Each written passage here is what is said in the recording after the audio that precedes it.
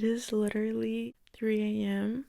and I cannot sleep. So I think this is the perfect time to record an episode. I've noticed whenever a friend distances themselves or starts ignoring me, I get extremely anxious. So last month, we're gonna call her Vicky. I had a situation with Vicky. She thought I did something that I didn't do, and she just kept it to herself. She didn't communicate it with me or ask me to clarify or anything, and she just started ignoring me. I felt very triggered by that. I felt very anxious, and it was constantly in my mind. I had this urge to just reach out and explain everything from my side, but I realized I'm not really looking to talk with her to solve the problem so we can be okay, but rather I am looking to talk with her, clarify the issue to make sure that I feel safe. So it is because of that I decided that I wasn't going to reach out. Because so far in the last 4 months, I've had 3 people who started ignoring me for something that I didn't really cause.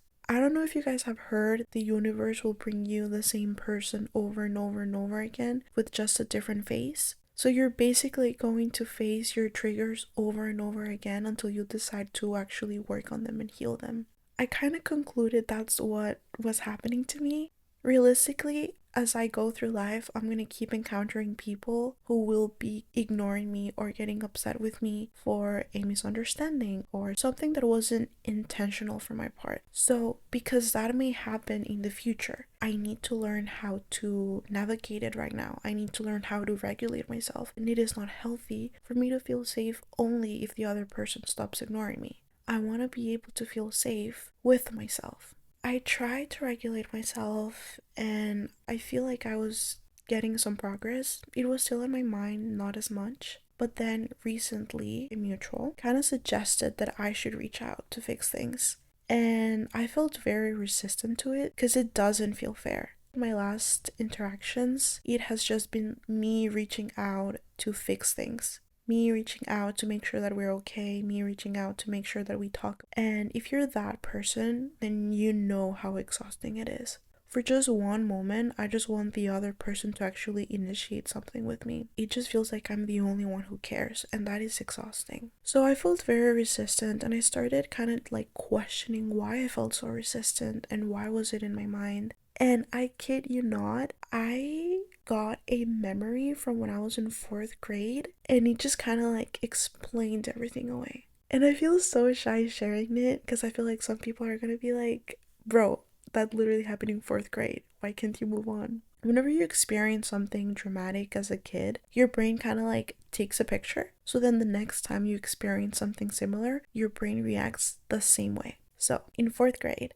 I had a group of 3 friends. So it was 2 other girls and me. We're gonna say Sophie and Stacy. Stacy and I had this unspoken competition of who would be a better friend to Sophie. Every single day I had to fight to make sure that I had my friend Sophie. I was walking on eggshells. I was basically trying to survive because when you're a kid, you want to belong somewhere. You want to have friends. So one day, Stacy and I, we had a fight. I just remember it was because I said something. Stacy took it out of context. I always had the impression that she did that on purpose, but that being said, I was a kid, so I may have been wrong, I don't know. But anyway, Stacy gets mad at me for something I said, and I tried to explain myself. She literally told me like, no, I don't want to listen to you anymore, I'm done. From my perspective, something I said was taken out of context and I wasn't given time to explain myself, and I didn't want her to be upset with me. So then the next day, I get to school and we have recess and I go out and I see that Stacy takes Sophie and they go out and have recess together. And then I'm just alone. Keep in mind, I'm around 8 or 9 years old. So I go out, I don't see my friends, and when I actually see them, they're together sitting away from me. I don't see it as an option to go and sit with them. So I go and I sit alone. I'm just hoping people don't notice that I'm alone. And I remember I went to the bathroom and I cried. And I was crying so hard that a teacher walking by heard me. And he called me and he asked me what was going on. And I could barely speak a word. So then the teacher, he called Stacy, and basically Stacy started crying when she got there. I don't think he got us talking. I think he just made us hug and kind of like make up. And then after that, I remember I felt relief. I was no longer going to spend lunch alone. This is such an important moment in my life because what my brain learned from that experience is that if someone gets mad at me, I'm gonna lose all of my friends. And I think growing up, I didn't really think much of it. But when I look back, my experience in high school was very similar. Like, it definitely triggered something. I feel like that just reinforced my fear. If someone ignores me, my brain kind of like assimilates that to I'm gonna have zero friends. And that will only stop if that person isn't upset with me anymore. That one person holds the power over my social standing. Anyway, today I decided to have a conversation with the girl, and I wasn't really looking to solve anything. I think I just wanted to like clarify what was going on, because for me it was just like a simple small misunderstanding. Apparently for her it's like way different, and it's moments like this where I really love communication. I feel like this could have been addressed so differently. She got very defensive. And that being said, she's younger. Like, I'm very proud of myself because in that conversation, I defended myself and I stood up for myself. I acknowledged mine, but I held her accountable for her actions. And after that, I quickly called my best friend because I just felt very emotional. And I started crying. And I realized I'm not really crying because of this one girl. I'm just crying because this is exactly how I felt in 4th grade when my friends left me alone. Like, I'm just reliving the pain because I never addressed it properly. And I'm talking with my best friend. She's trying to like help me understand how someone not liking me or someone ignoring me is not the end of the world. And after a lot of reflection, this is the conclusion I came to. Not everyone is going to like me, and that's okay, because I don't need everyone to like me in order to be safe. And that's exactly why I was so triggered, because I felt that everyone had to like me in order for me to feel safe. That's exactly what I learned when I was a child. And I don't think it was anyone's intention to make me feel that way. I think in all the experiences I've had in elementary school, middle school, high school, even like in my first years of university, I've encountered bad friends, but I can honestly say that I have also been a bad friend to someone. And sadly, that's how you learn.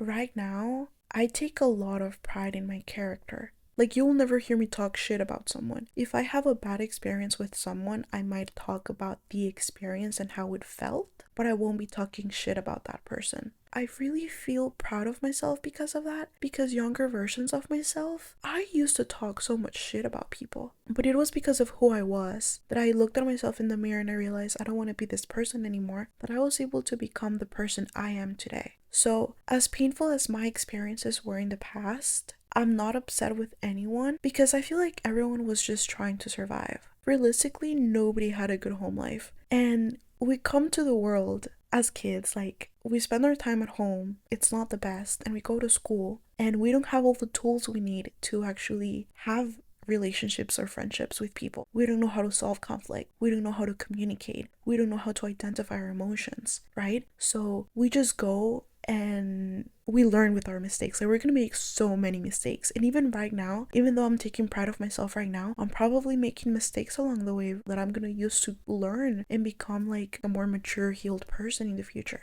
I'm gonna be honest, because of all the progress that I've done right now, I hate it when people don't like me now. I genuinely hate it. In my mind, everyone is just friends with everyone. Nobody's talking bad about anyone, and everyone just has like genuine, beautiful intentions for everyone else. That is not the case. Truth is, from what I've learned in the past 4 months, in the 3 experiences I've had, people are going to react based on who they are, not on who you are. I didn't do anything intentional for these people to get mad at me, and yet they did.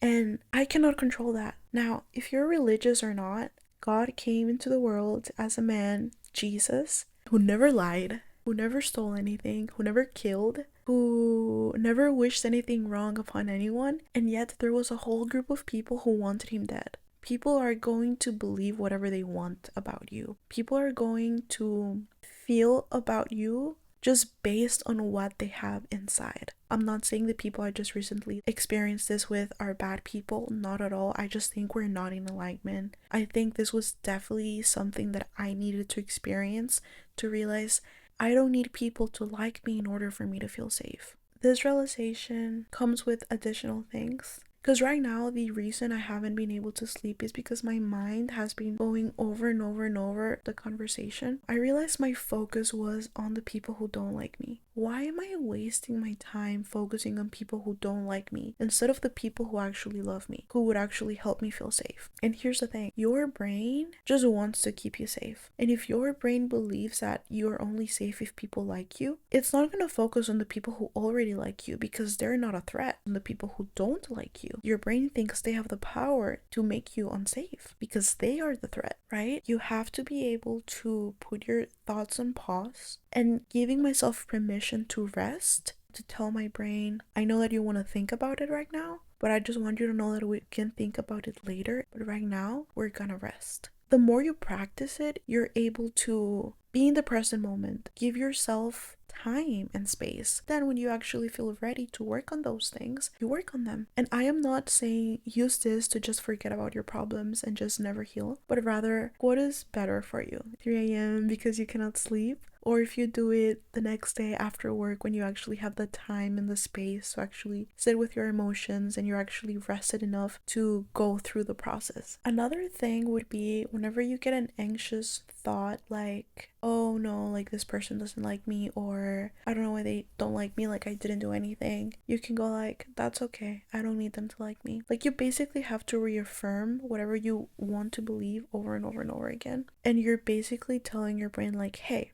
this is the new belief that we have, and we're going to replace this old belief with this new belief. That being said, it is way easier said than done. If it was easy to do, I wouldn't be recording this episode, I would be asleep. I guess the main thing of this episode is, if you're a people pleaser or you just relate, I just want you to know that you're not alone. I want you to know that it's a long process and it sucks because you have to actually deal with your emotions, but after you go through it, you're gonna get to the point where you won't care if someone likes you or not. Don't be upset with yourself if it requires you 3 weeks or 3 months to heal, or even 3 years. Take whatever time you need. Don't be cheap with yourself. Anyway, I must say I do feel better after recording this. My brain feels very heavy, like I genuinely feel so tired, but I feel less anxious. Now, for my next steps, I'm definitely gonna journal. I am thinking that I'm gonna go back to my experiences, walk through what happened, validate myself at every moment, but also how my current situation is different than that. And it kind of just gives you like a little bit more strength, which is definitely what you need because you want to feel safe. So those would definitely be my next steps. If you don't believe in God, I encourage you kind of like get into it a little bit to see if it's something you're interested in. And if you do believe in God, just pray. I definitely reflected on how God was with me in my past experiences and how he is with me right now, and just meditated on the fact that he is with me and he's never going to leave me alone and I am safe. So I highly encourage you on that. I'm going to keep reflecting on this and I'm gonna have more conclusions, have more things that I learned from this whole experience, and I'm definitely going to share them with you guys. So thank you so much for listening. I encourage you to check out all my social media and please stay tuned for next week's episode. God bless you.